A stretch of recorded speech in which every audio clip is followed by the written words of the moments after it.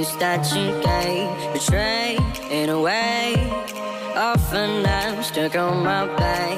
How could you do this? We've been through